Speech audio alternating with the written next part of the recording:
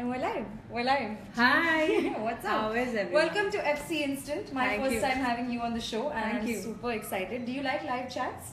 Yeah, I mean, there's no way of censoring what you ask or what I say. Yeah, that is true. But, so live and uncensored, Richa Chadda talking about the AIB video and a whole lot more. Yeah. You've been busy to track down. You've been in Delhi recently. How's that been? Well, it was cold and polluted, but Right. it was nice. I mean, we were filming for Fukre primarily, so now the rest of it will start now around Christmas. So lots of fun, yeah. You can stay in the hotel. When you're not shooting, you can go home to your mom's house and then get really nice food. But yeah, I mentioned the AIB video at the start. So I want to ask you actually, first things first, what does one have to keep in mind before saying yes to a video like this? What did you think about it? I just thought that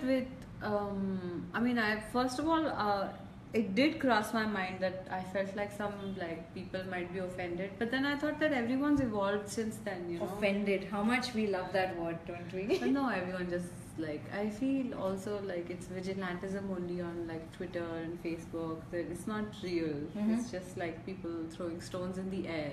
Right.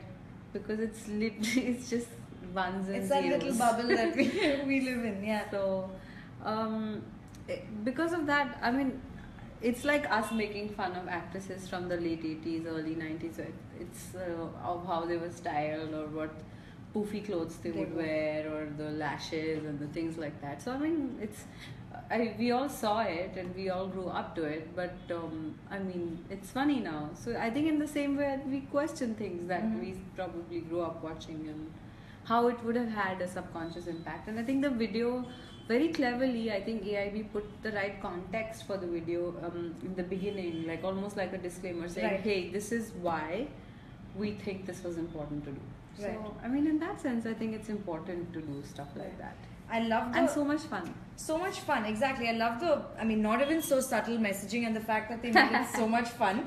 You've done this with Vicky Kaushal, and you guys were seen together last in Masan, which is again diametrically opposite to this. Yeah. Did you even know the guy had this side to him? Yeah, of course. Because we've danced at pretty much all parties since Gangs of Wasipur like this. So it was not a surprise for me or for him. And I've known him for a while, for 4-5 years, and I mean, no, not a surprise for me. No. In fact, I was happy he got to do this because he likes to do it. And you know, the whole song kind of is this guy chasing the girl and trying to. So I was telling Tanmay, I also want to, dance more. He's like, you can't be dancing when you're being molested, So I said, it was quite funny. But you did get to do a lot of typical Bollywood heroine nakre. Did at some level the so-called artsy Richa Chopra enjoy this? Richa Chadda, sorry. My dad will be very unhappy. But anyway, no, I mean, everybody enjoys stuff like this. There's no, I don't think I ascribe to any image like artsy or alternate. Oh, come on. No, really. Really? I think you guys do that. Yeah? Yeah, because... No, not to blame. I think the media likes to... slot you. Yeah, because it's easier for them to say, oh, okay, so who do we call? It's like, oh, Critics Award, let's call these people who make these cheap films, the Garib films, let's call them. Oh, big film, let's call them Popular Award and stuff like that. And if you have to do something for Mommy, it'll be in a different space and people will be on the jury and stuff. So it's I think it's like people trying to box everyone. And if you ask the audience, what's your favorite film? They're not going to say, in parallel cinema I like this, and in commercial films I like this, but of course the whole complete potboiler, this was my favorite. No one talks like that. So here I am this is the fun thing about live because I can point it out right here. Sure. So you don't look, but did you again enjoy doing those? Of course I enjoyed it. Yeah, of course. We're all at heart we're completely chichora and we've done all this all our lives. So it's just that the content you choose, you wouldn't take me seriously if I had an item song in Masan. Of course. So that's what. No, but what I wanted to actually ask you is, we subconsciously have grown up thoroughly enjoying these songs. Did it actually occur to you how deep-rooted sexism is in Bollywood music before the script was really offered to you, or was it as subconscious to you as it was to me?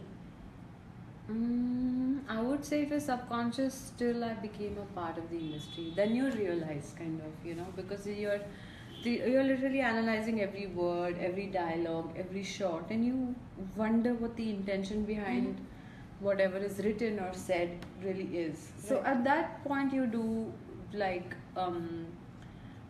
you do think about it. Before that, I'm like, when you're kids, it's just a catchy tune and you know people being funny. So it's like I remember when this Lal Dupatte wali song had come, we were like toddlers, and then everyone was pushing and pulling each other, and it was like a one big Or game. Choli ke Piche. Choli ke piche kya hai? To yeah.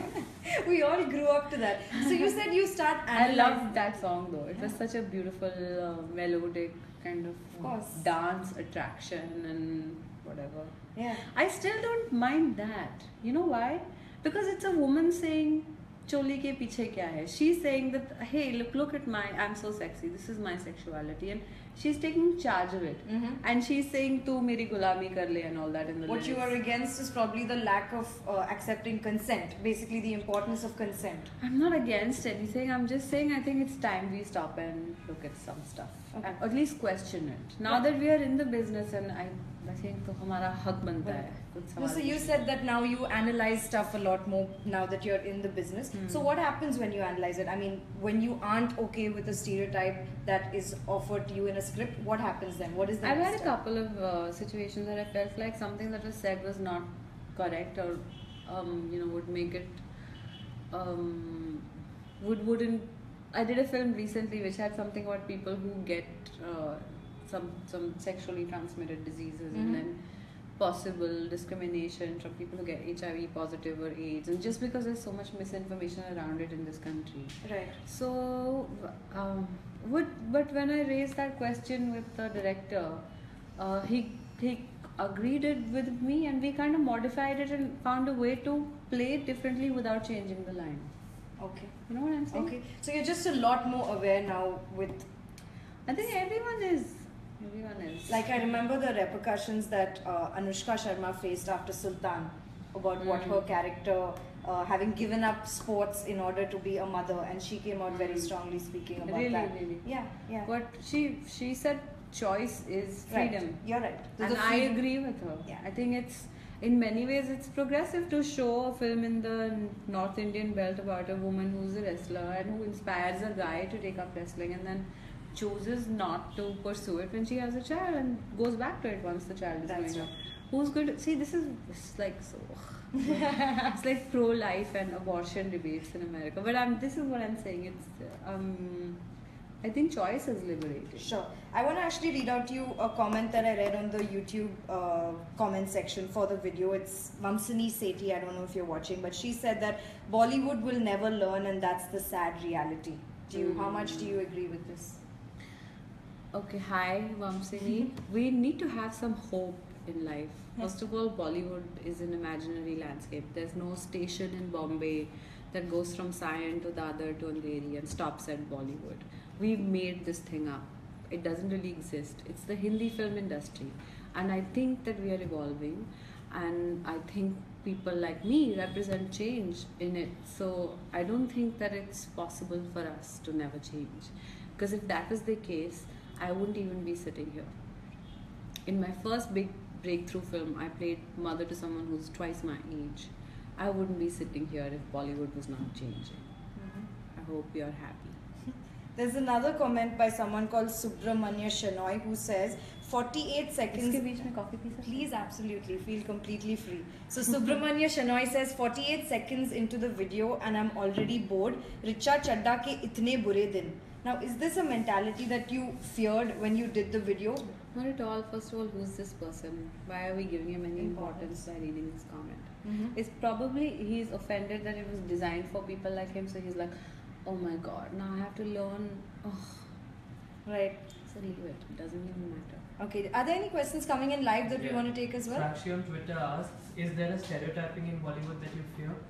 We actually just talked about certainly. this. There is lots of stereotyping in Bollywood. Like it's a. I think that we have very fixed categories. It's like the virginal love interest who is complicated but really nice, and then like the man child who is really evil till he meets the woman that he is meant to be with and has a reformation, or the bad boy with a heart of gold, or just this really eternally sacrificing woman, or then the slut stereotype, the woman who's always drinking, smoking, and then she falls in love and she's like, "Ab main tumhari hoon." All these stereotypes really exist. And you know, that actually reminded me of a conversation we were having on Film Companion with Vidya Balan, where she talked about with Vidya Balan, where she talked about how she just can't do coy, and she has renewed respect for actresses who can actually do the whole coy look convincingly. Because she said, I tried it in Hey Baby, the whole running around trees, and I failed so miserably, by her own admission. Do you have something like that where you just can't get yourself to do? No, I really don't think so. Because this video just knocked off a whole different side to you as well. No, but see, unfortunately, films I've done which has me displaying this side and having some fun, they're haven't released yet. Or you'll be seeing lots more of that maybe next year. Just come with me on a Saturday night and see how I party, and then you'll get a better idea. But I'm saying that I at this point don't think that there's anything that I don't see yourself doing.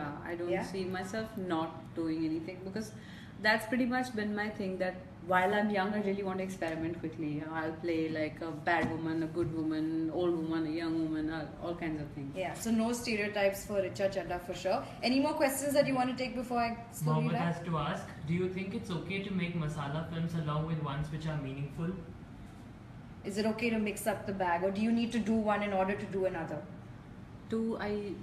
As in, you're asking, I don't know if So you're asking. Mohammed wants to know, is it necessary to mix up your bag of films, whether you have to do a masala film in order to maybe also do... No, it's not necessary, but definitely if you do a masala film, it gives you those many more eyeballs, and then people are like, oh, the girl who was in Fukre is also in Masan. Oh, Correct. but she's weeping in Masan and she's making other people weep in Fukre. But that just makes things interesting, you know. And I don't think that as actors we should limit ourselves to just one kind of thing, because it's really boring, and it's boring. If it's boring for me, it's going to be boring for you. And I mean, if your question is addressed to directors in general, then we've all grown up watching masala films, what we call masala films. Just we need to figure out where to draw the line and see what it is that we're imbibing from these films for society, for the sake of your children, for whatever, you know. I mean, you don't want girls growing up who are dusky believing that they are any less just because they listen to you know, like hum kale hain to kya hua dil wale hain, you know what I'm saying, even though it's such a fun song from back in the day.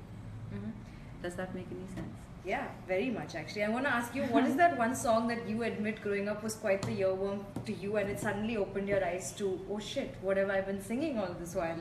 Oh really? I think there's a really it is I wrote about it also recently. There's a sorry, it's gonna be very cheap. There's a song from I don't know which movie. It's called I used to love it as a kid because I love trains.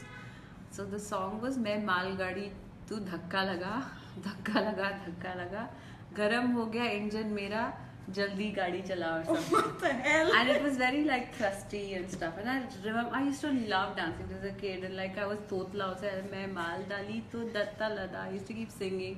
And my mom used to get so upset with me. She's like, no. Oh, Bollywood. How you spoiled us. I don't remember the film's name, but I know it was really peppy, like kind of song. And it had Juhi Chawla and Anil Kapoor. Amazing. And You have I to look really, that up now. please look it up. In the first 10 seconds of the visual is quite Like the video says, Google it. I will leave to your discretion what's happening in the first 10 seconds of that.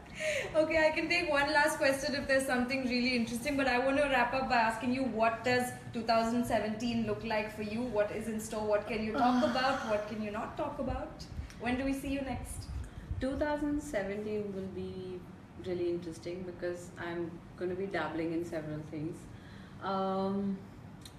Kind of growing up here. It's you'll see me in a new series called Power Play, which is with Amazon. It's going to be its launch series here. Oh wow. Then Fukre 2 will happen. Then my international film Love Sonia, which I'm really looking forward to, just because it's a beautiful film. Should release before the summer, and like well, we have. That's a lot already on your plate. Congratulations to I you. also want to release the short film that I produced with a friend of mine. Like he directed it, we produced it.